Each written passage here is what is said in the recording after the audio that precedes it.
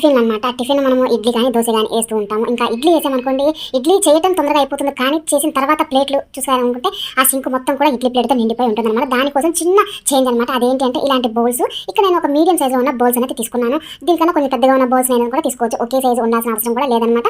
మన దగ్గర ఏ గిన్నెలు అయితే ఉన్నాయో ఆ గిన్నెలను యూస్ చేసుకోవచ్చు. ఆ గిన్నెలు కొద్దిగా ముందు ఆయిల్ అనేది అప్లై చేసుకున్న తర్వాత మనం ఇడ్లీ పిండిని మనం ప్లేట్లో ఎలా అయితే వేస్తామో అలానే సేమ్ మన దగ్గర ఉన్న గిన్నెల మొత్తంలో కూడా మనకి ఎన్ని కావాలి ఒక ఐడియా ఉంటుంది కదా. అన్నిట్లో కూడా పూర్తిగా ఇడ్లీ పిండిని వేసుకున్న తర్వాత స్టవ్ ఆన్ చేసి స్టవ్ పైన నేనైతే ఇలా అన్ని ఒకదాని మీద పెట్టచ్చు, కానీ కొంచెం ఒరిగిపోయే ఛాన్స్ ఉంటుంది కాబట్టి నేను ఒక ప్లేట్ పెట్టేసి దానిపైన మనం ఫిల్ చేసుకున్న ఈ ఇడ్లీ గిన్నెలు అనేది చక్కగా పెట్టేసాను. ఇంకా ఇలా పెట్టిన తర్వాత మనం ఇడ్లీ అనేది యాజ్ యూజ్గా ఎలా మనం మామూలుగా ఎలా వండుకుంటాం అలానే వండేసుకోవాలన్నమాట.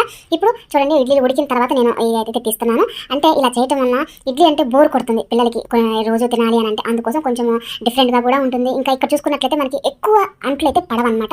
చాలా తక్కువ గిన్నెలు మాత్రమే కడిగితే సరిపోతుంది. ఇంకా ఇడ్లీ ప్లేట్లు కూడా కడగాల్సిన అవసరం లేదు అసలు. వాటి మీద మనం ఇడ్లీ అయితే ఏం వేయలేదు కదా, అందుకోసం అనమాట. ఇలా చేయడం వల్ల పిల్లలకి కొత్తగా ఉంటుంది. ఇంకా వాళ్ళు చూడండి, మా పిల్లలు వాళ్ళందరూ ఈరోజు సాంబార్ అయితే చేశాను అనమాట. వాళ్ళు కొంచెం కొత్తగా కూడా ఉంది. ఇడ్లీ మొత్తం ఒకేలాగా ఉంది కదా, ఒక బన్నులాగా ఉంది. ఇడ్లీ లేకుండా ఒక బన్నులాగా ఉందని వాళ్ళు ఇంట్రెస్ట్గా కూడా తిన్నారు. అంటే ఎప్పుడు కాకుండా ఇలా కొంచెం డిఫరెంట్గా ట్రై చేయడం వల్ల పిల్లలకి ఇంట్రెస్ట్ ఉంటుంది. ఇంకా మనకి కూడా కిచెన్లో సామాన్లు తగ్గే ఛాన్స్ అయితే డెఫినెట్గా ఉంటుందన్నమాట.